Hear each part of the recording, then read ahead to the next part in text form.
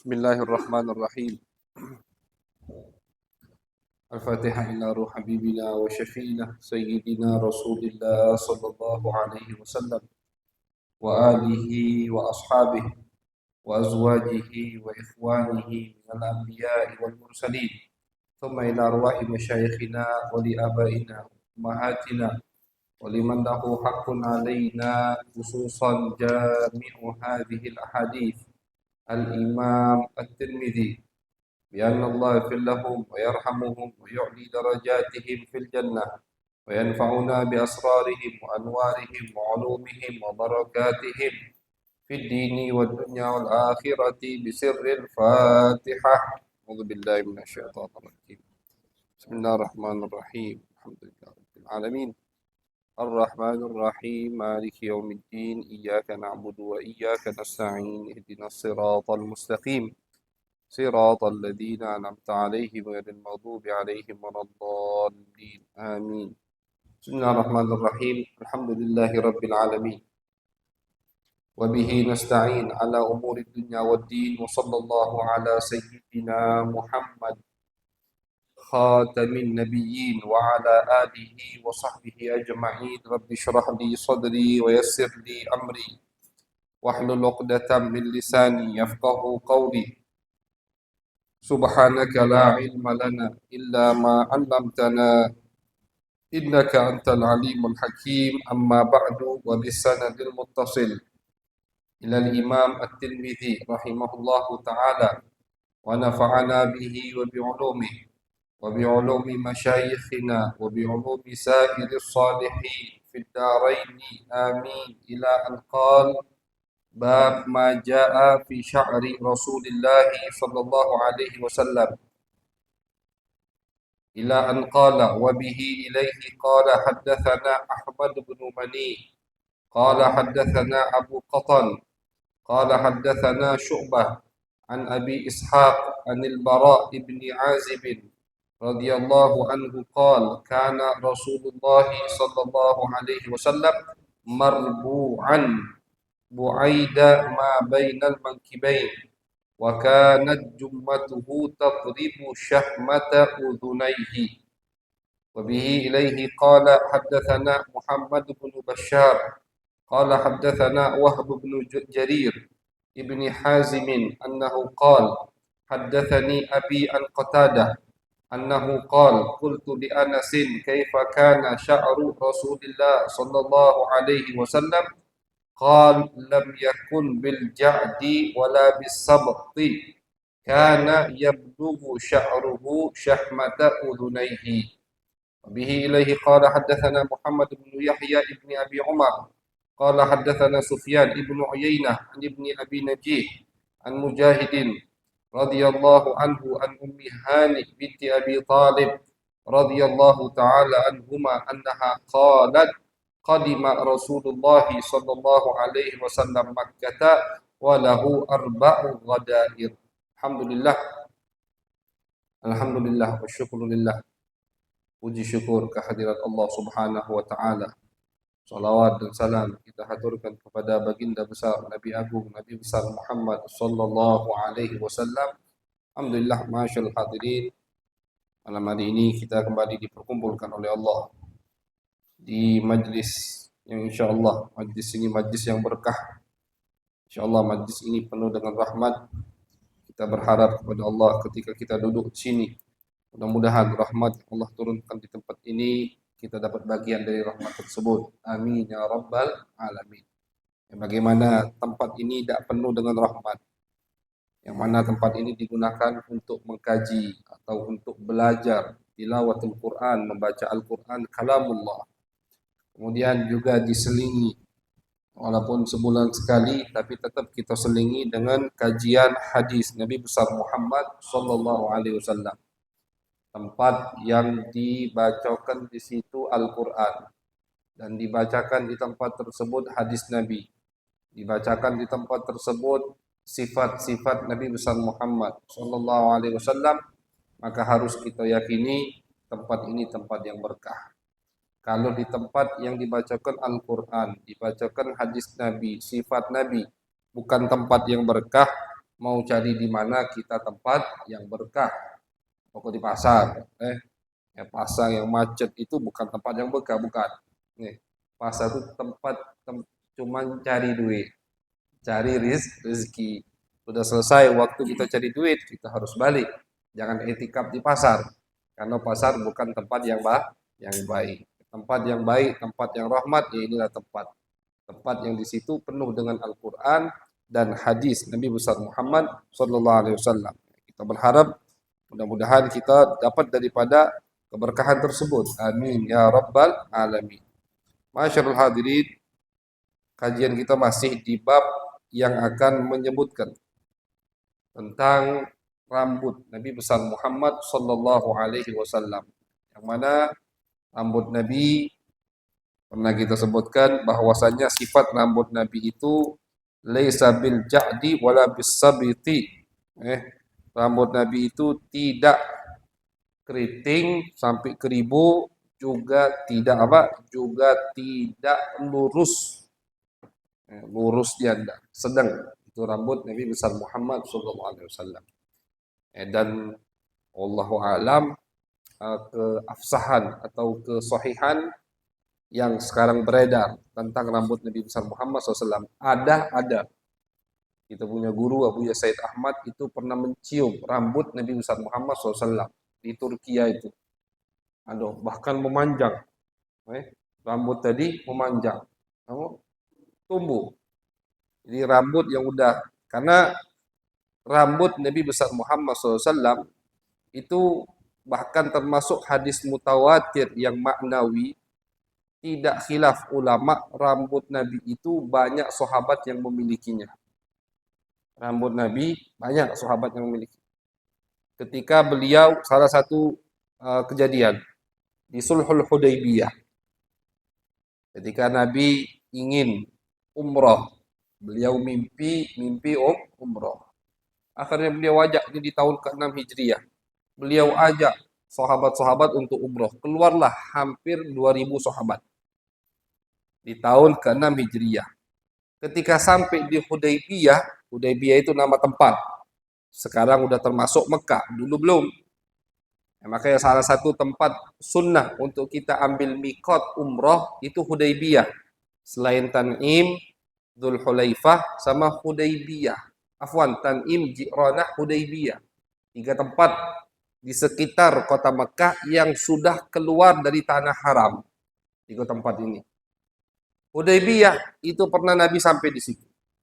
Ketika Nabi sampai di situ dicegat sama orang Mekah, tidak boleh masuk. Kita ini kan lagi musuhan wahai Muhammad. Kita ini lagi di masa perang. Madai tiba-tiba kau nak masuk ke kota kami. Termasuk kezaliman mereka karena mereka membatasi orang untuk umroh di Baitullah Al-Azim. Tidak boleh itu. Itu termasuk kesalahan. Bahkan mereka dicela sama orang-orang Arab ketika mereka mencegat wong Arab yang masih musyrik di kabilah-kabilah sekitar Mekah itu mencela mereka. Oh, kalian ini kenapa kalian larang-larang Muhammad untuk masuk ke rumah Allah, Baitullah, Ka'bah, bukan rumah kalian itu. Kamu itu cuma yang jago. Mereka dicela, tetap mereka larang Nabi untuk masuk. Singkat cerita, akhirnya Nabi Muhammad SAW ini Nabi udah ihram, udah niat umrah. Adalah hukum muhsar. Muhsar itu orang yang sudah ihram, udah niat umrah atau niat haji, tapi tiba-tiba ada halangan. Tidak bisa haji, tidak bisa umrah. Ya, ada halangan. Apa hukumnya? Tahallul dengan botak kepalanya atau cukur, kemudian nyembelih kambing. Wajib. Dam. Nanti ada kesempatan, wajib dibayar. Itu jadi utang. Karena udah niat. Jadi kalau ada uang udah niat haji atau udah niat umrah, tiba-tiba sakit, tidak mampu untuk umrah, misalkan. Udah niat dia. Sudah, tidak usah pusing-pusing. Nunggu juga tidak tahu kapan batas nunggu waktunya, berapa hari tidak tahu. Udah, botak, cukur dengan niat tahallul, udah boleh pakaian-pakaian biasa, dan wajib dia nyembelih kambing, 1 kambing. Umrah itu jadi wajib. Artinya wajib diqadha, wajib dibayar. Walhasil singkat cerita, Nabi ngirim utusan ke Mekah, orang Mekah ngirim utusan ke Nabi, saling balas utusan. Singkat cerita, Nabi tidak boleh umroh tahun itu. Ini Nabi udah di Hudaybiyah. Sekarang ini kalau dari kota Mekah ke Hudaybiyah mungkin cuma setengah jam, artinya udah deket. Tapi Nabi mengalah, karena itu perintah dari Allah Subhanahu wa Ta'ala. Bahkan kata ulama sejarah, Nabi kalau ingin masuk maksa ke Mekah, itu Mekah pasti kalah. Karena militer Mekah pada saat itu udah merosot. Banyak yang mati, banyak yang masuk Islam, ada sebagian yang meninggalkan Mekah, hijrah ke kota lain. Jadi militer mereka udah merosot. Kalau Nabi mau maksa masuk, Nabi menang pasti. Cuma Nabi wahyu, menunggu wahyu dari Allah Subhanahu wa Ta'ala. Singkat cerita, akhirnya Nabi tahallul, beliau botak kepala beliau. Ini termasuk pembahasan kita, bahwasanya Nabi itu tidak pernah botak kecuali ketika manasik. Nabi tidak pernah cukur habis botak kecuali pas manasik. Manasik itu artinya habis umroh atau habis haji. Kalau kita umroh atau haji, jangan sayang-sayang sama rambut kita. Kadang budak muda ini sayang sama rambutnya. Jangan. Kalau misalkan kita punya rambut panjang, eh, fadal maju lagi ini. Iya. Biar ya sakit pula. Jadi misalkan kita punya rambut panjang, diberikan oleh Allah kesempatan, kita haji atau kita umroh, jangan tanggung-tanggung. Dikit be motong, sayang rambut lah bagus, jangan. Kalau sah-sah, potong 3 rambut sah, udah. Nggak harus botak. Cuman yang afdol mana? Yang afdol botak. Dapat doa dari Nabi besar Muhammad SAW. Kata Nabi dalam hadis, Allahumma arhamil muhalliqin. Ya Allah, ampuni, berikan rahmat orang yang botak. Yang tidak botak ngomong, ya Rasulullah, kami juga dong doakan yang tidak botak. Kata Nabi, Allahumma arhamil muhalliqin. Ya Allah, ampuni, berikan rahmat orang yang botak. Belum Nabi doakan orang yang tidak botak. Sampai 3 kali. Ya Allah, ampuni wong yang botak. Yang keempat baru Nabi ngomong, ya Allah, ampuni juga berikan rahmat orang yang tidak botak. Cuman doa yang keempat. Doa pertama, kedua, ketiga itu untuk orang yang botak. Makanya sangat disunnahkan, dianjurkan untuk orang yang umroh, apalagi itu umroh pertama dia. Baik, umroh pertama itu maksudnya dia udah lama ada umroh, kemudian dia umroh, atau memang belum pernah umroh, kemudian dia umroh atau haji, itu sangat dianjurkan untuk botak. Pahalanya besar dan doanya dapat 3 kali dari Nabi Muhammad Sallallahu Alaihi Wasallam. Nabi setiap haji atau umroh pasti botak, botak terus. Tidak pernah Nabi cuma motong sedikit. Salah satu kejadiannya di Hudaybiyah. Ini kejadian di tahun ke-6. Ketika Nabi tidak berhasil masuk kota Mekah, akhirnya Nabi panggil tukang cukur, Nabi botak. Itu rambut yang nyukur rambut Nabi, rambutnya itu tidak nyampak ke tanah. Saking sahabat berebut sahabat untuk ngambil rambut Nabi Muhammad sallallahu alaihi wasallam. Itu menunjukkan keberkahan daripada anggota bagian tubuh Nabi Muhammad sallallahu alaihi wasallam. Tidak nyampe tanah rambut tadi, berebut. Kejadian ini belum ada Sayyidina Khalid bin Walid. Khalid bin Walid itu masuk Islamnya setelah ini. Artinya Sayyidina Khalid juga punya rambut Nabi. Kapan? Kaget itu. Pas Nabi umroh berikutnya di tahun 8. Atau pas Nabi haji wada. Sebelum beliau meninggal 3 bulan beliau haji, beliau juga botak. Khalid bin Walid juga punya rambut Nabi. Masyhur. Ini disepakati oleh ulama sejarah bahwasannya Sayyidina Khalid bin Walid itu pernah di satu peperangan kehilangan topi perang beliau. Akhirnya Sayyidina Khalid malam hari itu, ini kalau salah di peperangan Yarmuk di zaman Sayyidina Abu Bakar As-Siddiq. Sayyidina Khalid di malam hari semua pasukannya dikerahkan untuk mencari topi perangnya. Kata Sayyidina Khalid, beliau kan panglimanya. Kalau tidak ketemu topi itu besok kita tidak perang. Besok kita tunda perangnya. Wah, bingsal pasukan tadi. Nyarilah peci topi perang tadi. Ketemu, tidak tahunya bukan topi yang bagus. Topi yang biasa. Sehingga mereka bertanya, wahai Qaid, wahai Panglima Khalid bin Walid, ngapu dicarinya topi ini? Topi bukan topi yang bagus, lah bogo istilahnya tuh. Sayyidina Khalid ambil topi itu, beliau tarik dari topi itu, beliau selipkan rambut Nabi Muhammad sallallahu alaihi wasallam. Kata Sayyidina Khalid, ini alasan mengapa aku minta carikan topi ini. Tidaklah aku berperang menggunakan topi ini kecuali diberikan kemenangan oleh Allah Subhanahu wa taala. Tawassul kepada Allah dengan rambut Nabi besar Muhammad sallallahu alaihi wasallam. Ini tawassul. Tawassul dengan rambut Nabi. Dan betul kalau kita baca sejarah peperangan Khalid bin Walid, beliau itu kalau jadi panglima pasti menang. Setiap beliau perang jadi panglima perang itu pasti menang.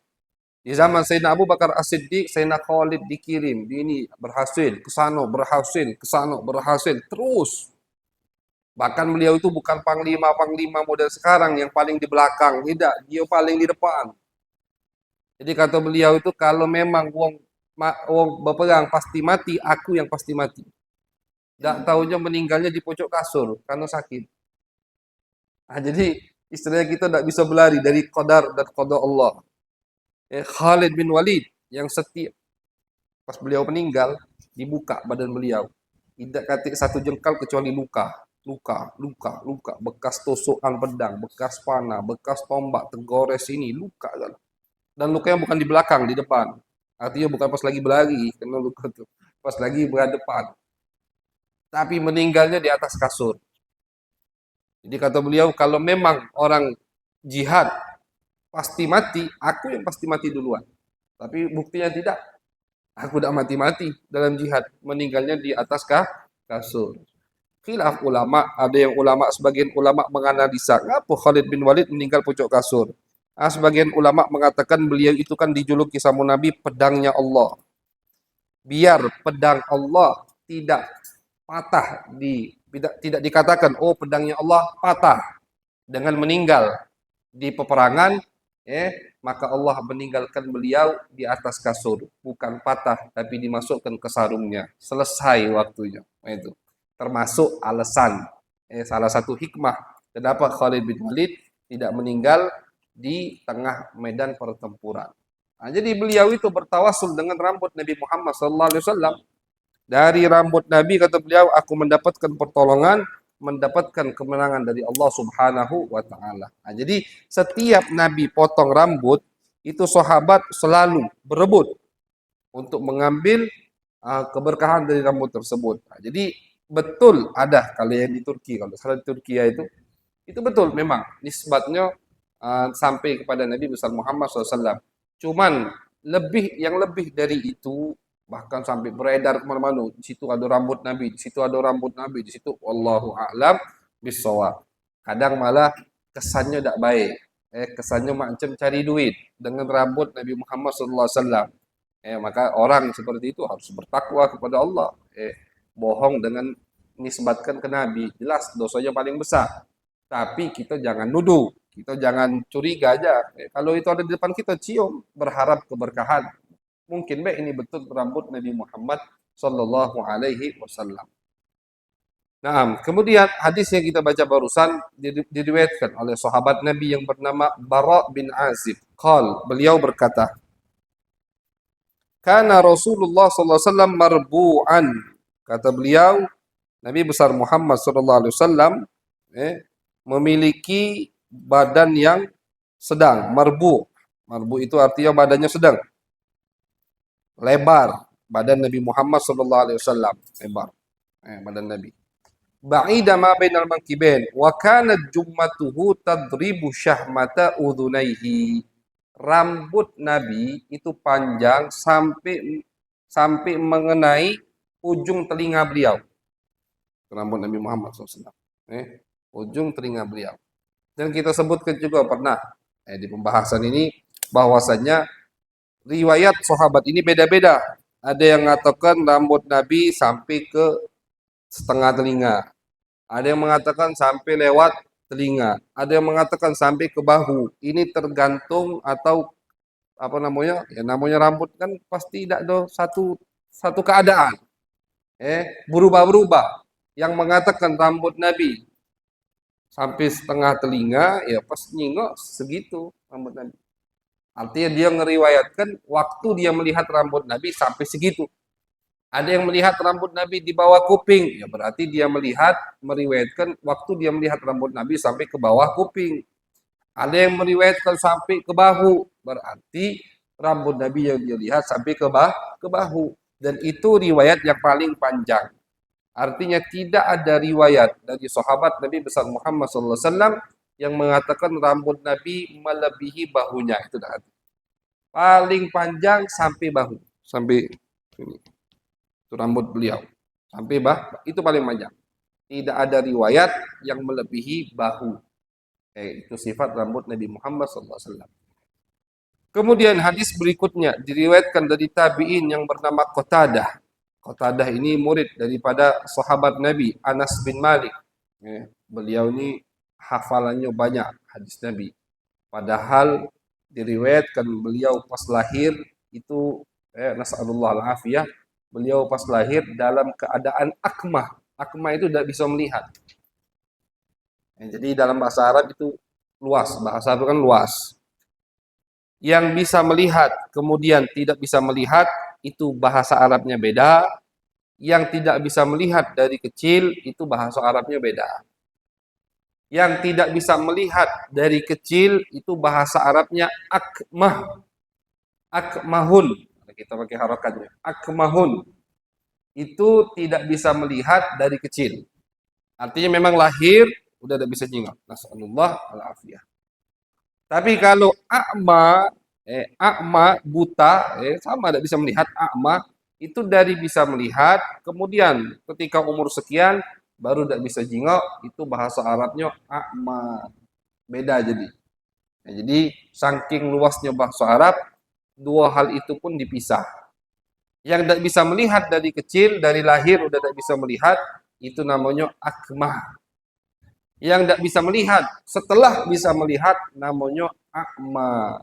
Namanya akma. Ini untuk menambah wawasan kosakata kita di dalam bahasa Arab. Qatadah tabi'in, bukan Abu Qatadah, beda. Kalau kita dengar Abu Qatadah, oh itu berarti sahabat. Kalau Qatadah tanpa pakai Abu, itu tabi'in, bukan sahabat. Dua-duanya terkenal. Abu Qatadah itu sahabat yang pernah matanya itu keluar di peperangan Uhud, kemudian dikembalikan sama Nabi Muhammad SAW. Matanya itu metu. Matanya metu.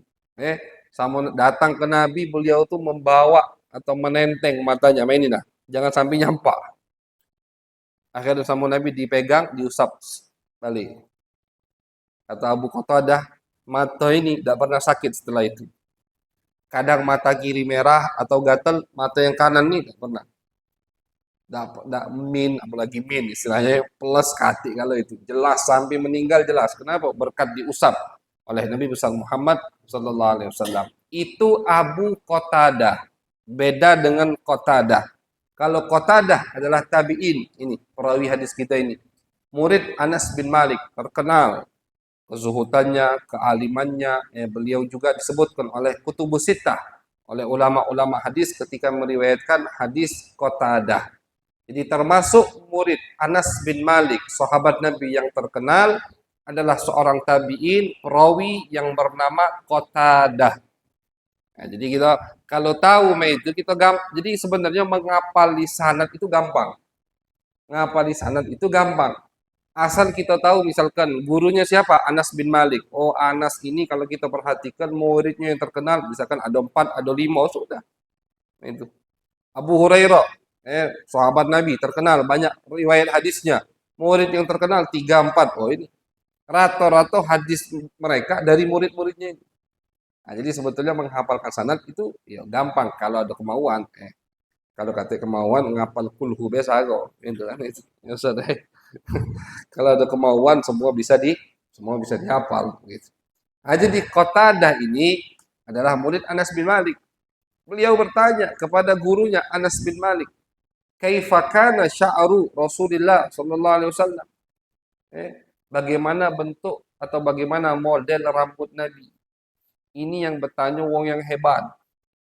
Wong yang dari kecil tidak bisa nyingok tapi Allah ganti dengan mata penglihatan batin. Bayangkan, dan ini menunjukkan bahwasannya orang zaman dulu itu tidak mengandalkan buku, tidak mengandalkan tulisan. apalagi tab HP macam-macam ini. Dah, wong dulu itu ngandal ke hafalan. Jadi kita jangan terpelok kalau ada wong-wong sesat ngomong, kalian yakin dengan hadis Nabi yang dicatat oleh Bukhari, yang dicatat oleh Malik. Bedanya Malik dan Nabi 100 tahun lebih. Bedanya Bukhari dan Nabi hampir 200 tahun. Apakah kalian yakin di abad ketiga, tahun 200 sekian, Bukhari baru mencatat hadis Nabi. Sedangkan Nabi meninggal 200 tahun sebelumnya. Nah, ini ada pemahaman seperti ini. Kelompok-kelompok sesat yang ingin membuat kita ragu dengan kitab-kitab hadis kita. Nah, itu mereka itu sebenarnya bahlul. Tak tahu sejarah. Kalau mereka tahu sejarah, tak bakal ada omongan cak itu. Kenapa? Mereka tidak baca sejarah. Coba baca sejarah. Sejarah membuktikan bahwasannya orang zaman dulu, abad pertama, abad kedua, abad ketiga, pertengahan abad ketiga, tidak mengandalkan tulisan atau buku. Mereka itu yang diandalkan hafalan. Bahkan ini dalam ilmu hadis diterangkan ketika seorang muhaddis, misalkan sahabat Nabi Abu Hurairah mengumpulkan wong, aku ingin meriwayatkan hadis Nabi. Itu namanya muhaddis berarti. Kumpullah orang-orang yang ingin mendengarkan hadis Nabi. Murid-muridnya tadi. Abu Hurairah nyampaikan hadis Nabi, misalkan qala Rasulullah. Ada murid satu nulis bareng dengan Abu Hurairah lagi ngomong, itu termasuk sifat tercela. Jadi kapan nulisnya itu? Nanti setelah Abu Hurairah selesai. Yang harus dia, maksud sifat tercela itu apa? Bukan artinya dosa, bukan. Artinya nanti ketika dia meriwayatkan hadis, hadisnya bisa-bisa tidak diterima. Kenapa? Oh, dia ini pas Abu Hurairah, gurunya lagi nyampaikan hadis, dia nulis. Nulis itu bukan ngambang. Kalau murid sekarang kan gurunya lagi ngoceh, dia ngambang. Nah, khoyal. Tak boleh ditegar pula. Nah, peraturan baru itu. Kan itu? Tak boleh. Apa namanya? Kumer. Tak boleh. Guru di sekolah itu, dia lagi nerangke di papan buku, muridnya ngambak, tak boleh dimarahi sekarang. Makin rusaknya zaman sekarang. Makin lolo yang kuliah yang sekolah. Alhamdulillah bisa. Tak boleh.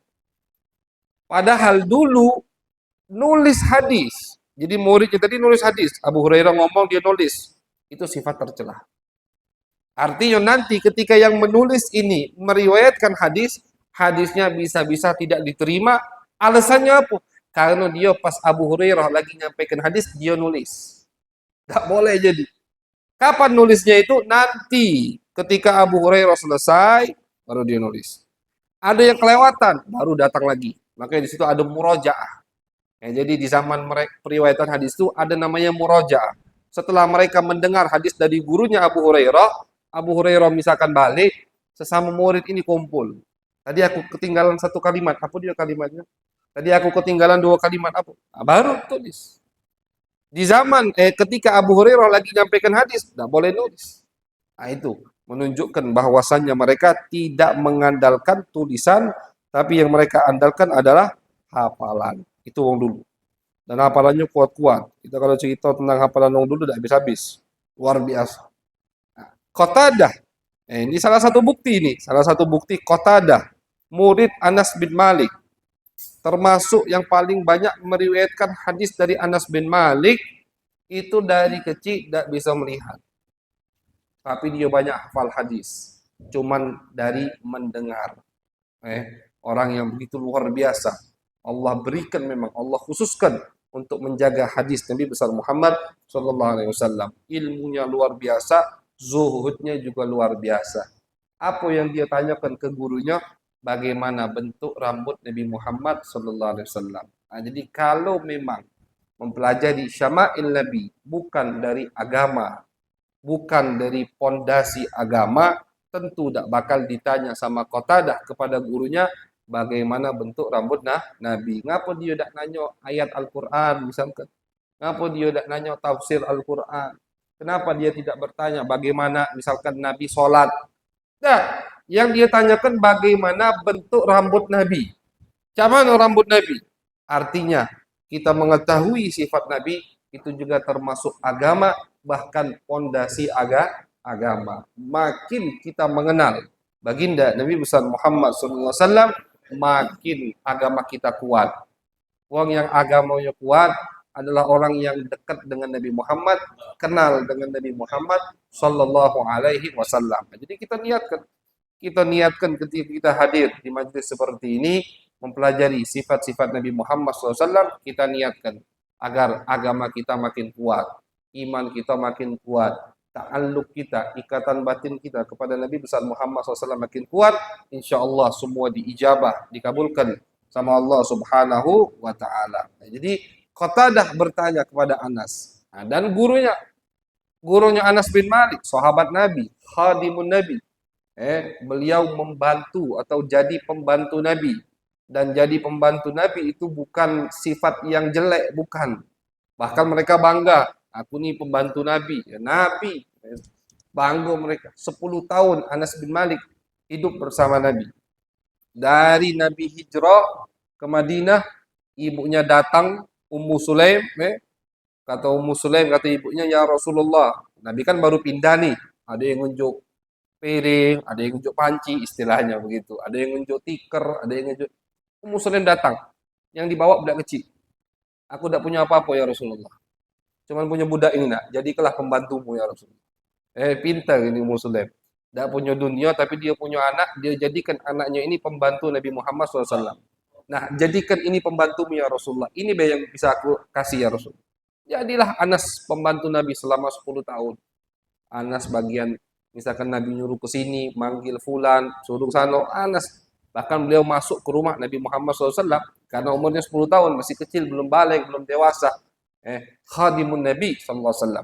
Dapat doa dari Nabi. Doa dari Nabi, rizkinya luas, umurnya panjang, dan masuk surga Allah Subhanahu wa Ta'ala. Rizkinya, kebunnya itu diriwayatkan, kalau kebun wong lain, kebun kurma wong lain, panen setahun sekali, Anas panen setahun 2 kali. Jadi di luar nalar istilahnya. Panennya setahun 2 kali. Umurnya panjang, anaknya banyak. Sampai-sampai kata Anas, aku ini sudah mengubur cucuku 100. Jadi 100 cucunya yang sudah dia kubur, dia masih hidup. Panjang umurnya. Doa Nabi besar Muhammad SAW, dan tentunya akan bersama Nabi di surganya Allah Subhanahu wa Ta'ala. Bukan sembarang. Kalau memang pertanyaan muridnya Abu Qatadah tidak berfaedah, pasti dimarahi. Abu Qatadah, kenapa kamu bertanya hal seperti ini? Ada yang lebih penting, arkanul Islam, arkanul iman. Nah, karena beliau tahu hal yang berkaitan dengan Nabi itu juga termasuk rukun iman, rukun mahabbah, rukun cinta kita kepada Nabi, dijawab sama beliau. Jadi kalau pertanyaan muridnya tadi itu salah atau kurang berfaedah, pasti dia dijawab oleh seorang guru yang bernama Anas bin Malik. Pasti diarahkan ke pembahasan yang lebih berfaedah. Tapi karena pertanyaannya tadi berkaitan dengan Nabi, dan hal-hal yang berkaitan dengan Nabi adalah faedah, semuanya pasti manfaat, makanya dijawab sama beliau. Nah, ini bukti kedua, bahwasanya pembacaan sifat Nabi besar Muhammad SAW itu termasuk daripada bentuk agama kita, bentuk cinta kita kepada Nabi besar Muhammad Sallallahu Alaihi Wasallam. Dijawab sama Anas bin Malik. Kata sahabat Anas, lam yakun bil ja'di wala bis sabti. Rambut Nabi Muhammad sallallahu alaihi wasallam, kata Anas tadi jawab ke muridnya, tidak keriting juga tidak lurus, sedang. Kana yablughu sya'ruhu syahmata udhunaihi. Ini riwayat Anas mengatakan rambut Nabi itu sampai ke telinga beliau. Itu riwayat Anas. Kemudian hadis berikutnya diriwayatkan dari Mujahid. Mujahid juga orang hebat. Mujahid bin Jabr, murid daripada Abdullah bin Abbas, murid daripada Abdullah bin Abbas. Kita kalau baca kitab tafsir, tafsir itu kan banyak tafsiran atau riwayat Abdullah bin Abbas berkat doa Nabi Muhammad SAW. Doa Nabi, ya Allah, pahamkanlah dia agama dan ajari dia takwil Al-Quran. Jadi kalau kita buka kitab tafsir, banyak itu Abdullah bin Abbas, Abdullah bin Abbas. Nah, Abdullah bin Abbas punya murid-murid terkenal. Salah satu murid beliau yang terkenal adalah seorang tabi'in yang bernama Mujahid. Mujahid. Terkenal. Juga meriwayatkan tentang rambut Nabi. Nah, ini bukti-bukti bahwasanya yang kita pelajari ini urusan yang penting. Bukan hal yang sepele. Karena yang meriwayatkannya ulama-ulama. Yang meriwayatkannya para aulia. Mereka wali juga. Mereka ulama, mereka wali. Mujahid meriwayatkan dari sahabiyah, sahabat perempuan yang bernama Ummu Hani. Ummu Hani ini binti Abi Talib, putrinya Abu Talib, misan Nabi Muhammad sallallahu alaihi wasallam. Misan Nabi Muhammad sallallahu alaihi wasallam, Ummu Hani. Ummu Hani itu kunyahnya, namanya Fakhita. Namanya Fakhita.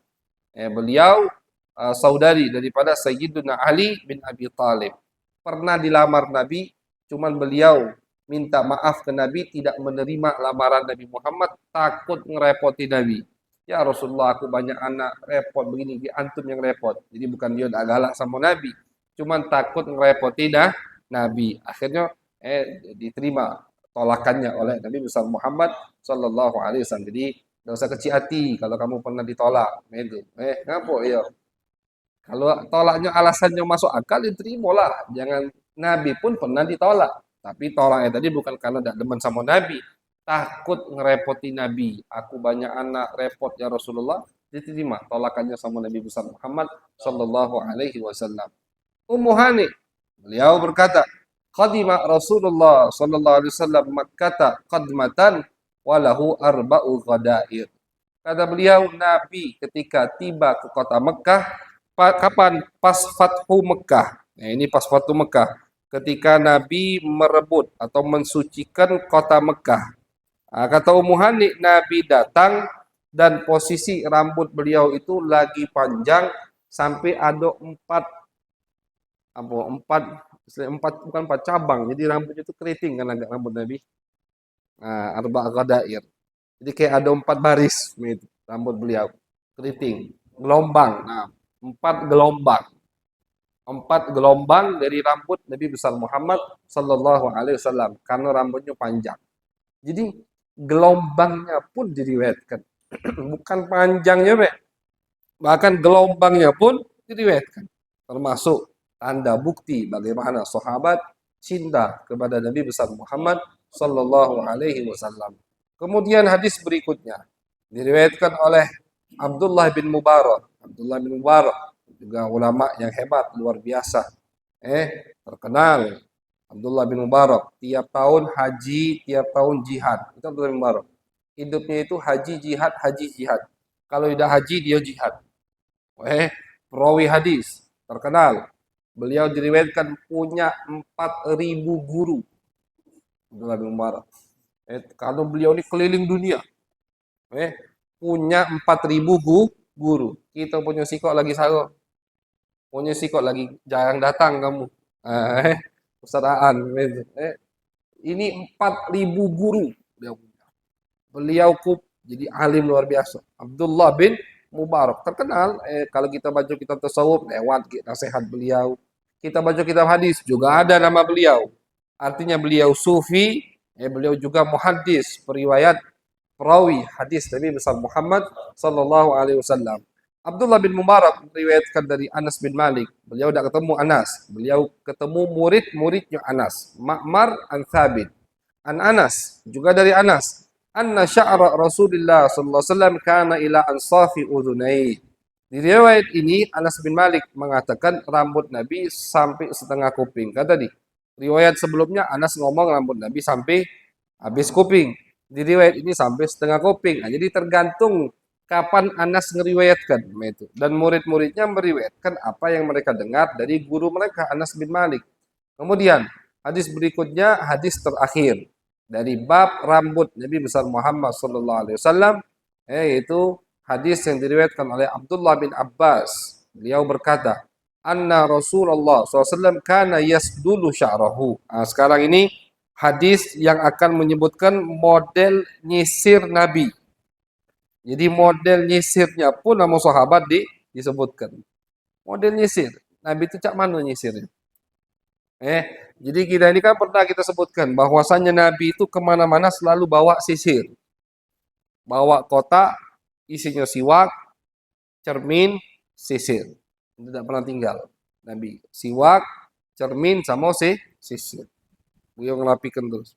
Bahkan kita pernah sebutkan ketika beliau tidak nemu cermin, beliau berkaca di pantulan air. Berkaca di pantulan air untuk merapikan. Beliau nak ketemu sama orang, nak katik cermin di pantulan air. Beliau ngerapikan rambut, ngerapikan baju, baru metu. Itu Nabi kita rapi maksudnya. Bukan berantakan. Ya, jadi sekali lagi kita tekankan agama itu menganjurkan kita untuk rapi, untuk tampil indah. Dak kate agama menganjurkan kita compang-camping, kotor-kotor, kudel-kudel, tidak mandi, habis itu ke majlis taklim. Nah, nak banyak gahru berarti. Kalau lah dak mandi ke majlis taklim, nah nak banyak berarti bakar gahru ni. Biar wangi majlisnya. Jadi bukan begitu agama. Agama menganjurkan kita rapi seperti Nabi Muhammad. Sahabat menyebutkan bagaimana Nabi menyisir rambutnya.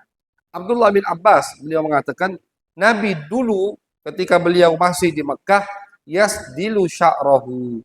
Nabi nyisir rambut itu ke belakang. Satu arah ke belakang. Kapan ini? Pas Nabi masih di Mekah. Wa kana al-musyrikun yafruquna ru'usahum. Wa kana ahlul kitab yasdiluna ru'usahum. Nabi ini mengikuti gaya ahlul kitab. Ahlul kitab itu Yahudi dan Nasrani. Jadi ketika Nabi di Mekah, Nabi mengikuti gaya ahlul kitab. Kenapa? Karena ahlul kitab ini walaupun mereka sesat, cuman paling tidak mereka masih mengikuti agama samawi. Mereka itu punya kitab suci. Mereka punya Nabi. Begitu. Agama mereka, agama Allah.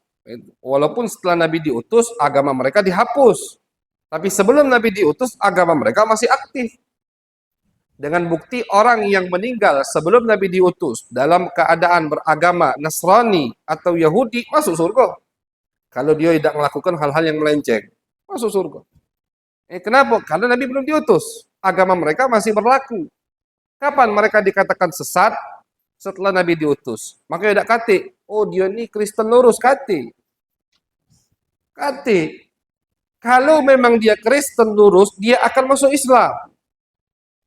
Dengan mereka tidak masuk Islam, tidak mengikuti Nabi, artinya mereka Kristen yang bermaksiat kepada Nabi mereka. Udah itu. Ini bingung sekarang kita. Kita harus ini Kristen lurus, Kristen benar, Kristen.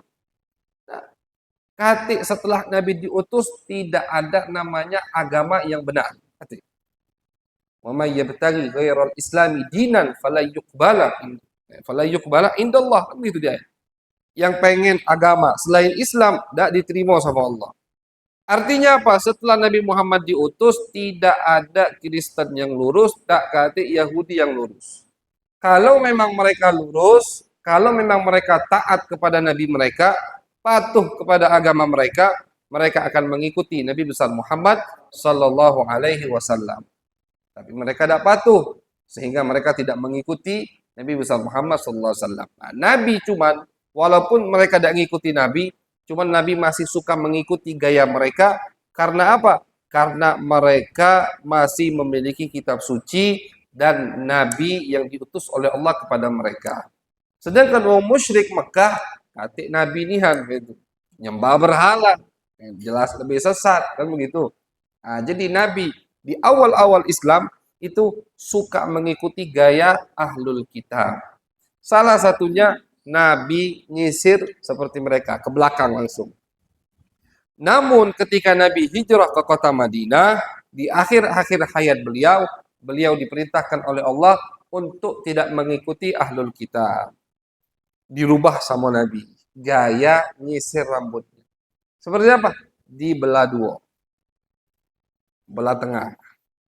Itu gaya nyisir rambut Nabi Muhammad SAW. Belah tengah. Nah, jadi nyisirnya itu bagi dua, sini sama sini. Kalau bisa, jangan dipaksa, belah dua sampai maksa. Kalau bisa, ada rambut yang panjang, kemudian bisa untuk belah dua, itu yang afdol. Kenapa? Ulama menyebutkan banyak. Salah satunya, rambut nyisir belah tengah itu lebih andof, lebih bersih. Ada kejiwaan. Kemudian tidak meniru perempuan. Kan kalau perempuan nyisir ke belakang langsung. Itu sebagian takwilan ulama. Kita tidak perlu takwilan ulama untuk mengikuti gaya rambut Nabi Muhammad Sallallahu Alaihi Wasallam.